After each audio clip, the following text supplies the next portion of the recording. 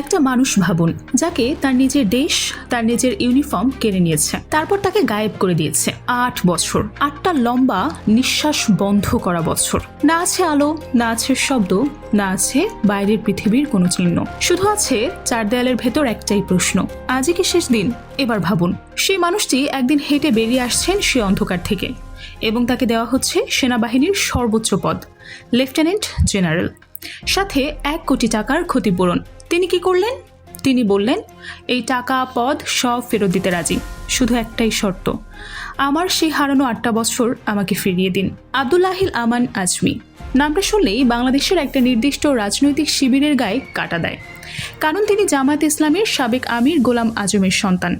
কিন্তু এখানে একটা মৌলিক প্রশ্ন, একজন মানুষের পরিচয় কি তার বাবার রাজনৈতিক অবস্থান দিয়ে নির্ধারিত হওয়া উচিত, নাকি তার নিজের যোগ্যতা, কর্মজীবন আর আত্মত্যাগ দিয়ে? আমান আজমি বাংলাদেশ মিলিটারি একাডেমি থেকে সোর্ড অফ অনার অর্জন করেছিলেন।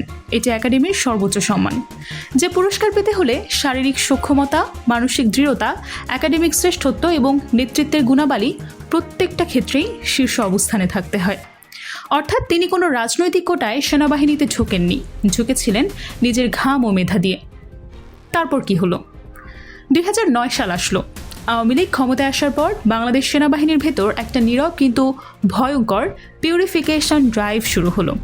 যাদের পারিবারিক পটভূমি ক্ষমতাসীন দলের মতাদর্শের সাথে সাংঘর্ষিক, তাদের একে একে সরিয়ে দেওয়া হতে লাগলো সবখান থেকে। কাউকে বাধ্যতামূলক অবসরে পাঠানো হলো, কাউকে গুরুত্বহীন পদে বদলি করা হলো, আর কাউকে একদম পুরোপুরি গায়েব করে দেওয়া হলো। আমান আজমিকে প্রথমে বাধ্যতামূলক অবসরে পাঠানো হয়। এটাই যথেষ্ট অবমাননা ছিল একজন সোর্ড অফ অনার প্রাপ্ত অফিসারের জন্য। কিন্তু যারা ক্ষমতায় ছিলেন তাদের কাছে এটুকু যথেষ্ট ছিল না।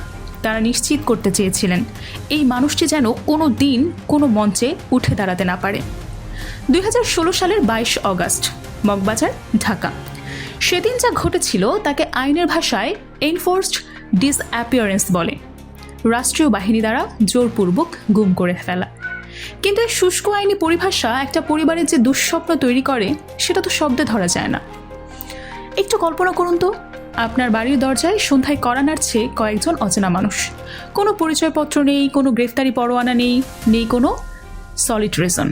তারা আপনার পরিবারের কাউকে তুলে নিয়ে যাচ্ছে। আপনি থানায় যাচ্ছেন, কেউ এফআইআর নিচ্ছে না। আদালতে যাচ্ছেন, কোনো রেকর্ড নেই। মানবাধিকার কমিশনে যাচ্ছেন, শুনশান নীরবতা। আন্তর্জাতিক সংস্থাগুলো প্রশ্ন তুলছে, সরকার বলছে আমি তো জানি না। 8 বছর ধরে এই যে জানি না, এটাই ছিল সরকারের একমাত্র উত্তর। ভাবা যায় এদিকে ভেতরে কি চলছিল আমরা আজও পুরোটা জানি না। কিন্তু যারা এই আয়নাঘর নামক শব্দ থেকে বেরিয়ে এসেছেন, তাদের বিবরণ থেকে যে চিত্র উঠে আসে সেটা রীতিমতো গা শিউরে ওঠার মতো। 24 ঘন্টা জ্বলন্ত বাতি, কোনো ঘড়ি নেই, দিন আর রাতের পার্থক্য মুছে গেছে। কোনো বই নেই, কোনো কাগজ কলম নেই, কোনো মানবিক যোগাযোগ নেই, শুধু 4 দেয়াল আর ছাদ, এবং মাঝে মাঝে বাইরে থেকে ভেসে আসা অন্য বন্দীদের চাপা কান্নার শব্দ। 70,000 ঘন্টা। একটু ভাবুন, আপনি যদি একটানা 70 ঘন্টা অন্ধকার ঘরে থাকতেন, আপনার মানসিক অবস্থা কেমন হতো? এই মানুষটি সেখানে কাটিয়েছেন 70,000 ঘন্টা, এবং বেরিয়ে এসেও তার মেরুদণ্ড সোজা। 2024 সালের জুলাই অগাস্ট বাংলাদেশের রাজপথে ছাত্র জনতার এক অভূতপূর্ব বিদ্রোহ। 1.5 দশকের জমে থাকা ক্ষোভ, বঞ্চনা আর নিপীড়ন সবকিছু একসাথে বিস্ফোরিত হলো, এবং সে শাসন ব্যবস্থাকে অনেকেই অলৌকিকভাবে টেকসই মনে করতেন, তা কার্ডের ঘরের মতো ভেঙে পড়ল।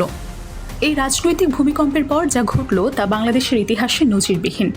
আয়নাঘরের দরজা খুলে গেল, একে একে বেরিয়ে আসতে লাগলো বছরের পর বছর ধরে গুম হওয়া মানুষ, রাজনৈতিক কর্মী, সামরিক কর্মকর্তা, সাধারণ নাগরিক। প্রতিটি মুখে একই গল্প, অন্ধকার, নিঃসঙ্গতা আর মৃত্যুর প্রতীক্ষা। আমান আজমি ছিলেন তাদেরই একজন, কিন্তু তার গল্প এখানে থামেনি। 2026 সালে প্রতিরক্ষা মন্ত্রণালয় থেকে একটি প্রজ্ঞাপন জারি হয়, যা বাংলাদেশের সামরিক ইতিহাসে একটি নতুন অধ্যায়ের সূচনা করে। বিগত 15 বছরে রাজনৈতিক প্রতিহিংসার কারণে যাদের চাকরিচ্যুত করা হয়েছিল, বঞ্চিত করা হয়েছিল পদোন্নতি থেকে, সেই 150 জন সামরিক কর্মকর্তাকে তাদের প্রাপ্য পদ এবং সম্মান ফিরিয়ে দেওয়ার সিদ্ধান্ত নেওয়া হলো, এবং এই তালিকার শীর্ষে আব্দুল্লাহিল আমান আজমি। ব্রিগেডিয়ার জেনারেল থেকে সরাসরি লেফটেন্যান্ট জেনারেল, 3 স্টার পদে ভূতাপেক্ষ পদোন্নতি, সাথে 15টা বছরের বকেয়া বেতন ভাতা এবং 1 কোটি টাকার বিশেষ ক্ষতিপূরণ। এই প্রজ্ঞাপনটি শুধু একটি প্রশাসনিক আদেশ ছিল না, এটি ছিল একটি রাষ্ট্রীয় স্বীকারোক্তি যে হ্যাঁ, আমরা ভুল করেছিলাম, আমরা নিরপরাধ মানুষের উপর জুলুম করেছি এবং এখন আমরা সেই ভুল সংশোধন করছি। এই প্রজ্ঞাপন জারি হওয়ার পর যে প্রতিক্রিয়া এলো সেটা নিজেই একটা স্বতন্ত্র গল্প। প্রথম এবং সবচেয়ে তীব্র প্রতিক্রিয়া এলো সীমান্তের ওপার থেকে। ভারতীয় সংবাদ মাধ্যমগুলো যেন একযোগে অ্যালার্ম বাজিয়ে উঠল। রাজাকারের পুত্রকে সেনাবাহিনীর সর্বোচ্চ সম্মান, এই শিরোনামে ঘন্টার পর ঘন্টা প্যানেল ডিসকাশন চলল। প্রতিটি ভারতীয় নিউজ চ্যানেলে একই সুর, বাংলাদেশ কি পাকিস্তানপন্থী হয়ে যাচ্ছে? কিন্তু এই প্রতিক্রিয়ার গভীরে যদি তাকান, দেখবেন আসল উদ্বেগ ভিন্ন জায়গায়। দিল্লি জানে বিগত 1.5 দশকে বাংলাদেশ সেনাবাহিনীর অভ্যন্তরে যে ভারত অনুগত কাঠামো তৈরি হয়েছিল, আমান আজমিদের পুনর্বাসন সেই কাঠামোতে একটা বড় ধাক্কা। কারণ আমান আজমি এবং তার মতো জাতীয়তাবাদী অফিসারদের উত্থান মানে বাংলাদেশের প্রতিরক্ষা নীতি আর বাইরের কোনো দেশের রিমোট কন্ট্রোলে চলবে না। এদিকে দেশের ভেতরেও প্রতিক্রিয়ার কম তীব্রতা ছিল না। সাবেক সরকারের সুবিধাভোগী বুদ্ধিজীবী শ্রেণী এবং কিছু মিডিয়া একে রাজনীতিকরণ বলে চিৎকার করতে শুরু করে। তাদের যুক্তি, গোলাম আজমের ছেলেকে পদোন্নতি দেওয়া মানে রাজাকারদের পুনর্বাসন। যখন চারদিক থেকে তীর ছুটছে, সমালোচনার ঝড় বইছে, ভারতীয় মিডিয়া উত্তাল, ঠিক তখন আমান আজমি একটি ফেসবুক পোস্ট দিলেন। সেই পোস্টে তিনি লিখলেন, যারা আমার পদোন্নতি আর ক্ষতিপূরণ নিয়ে প্রশ্ন তুলছেন তাদের কাছে আমার একটাই প্রস্তাব, এই লেফটেন্যান্ট জেনারেল পদ, এই 1 কোটি টাকা, এই সব প্রোটোকল, সবকিছু আমি ফিরিয়ে দিতে প্রস্তুত। শুধু একটা জিনিস ফেরত দিন, আমার হারানো 8টি বছর।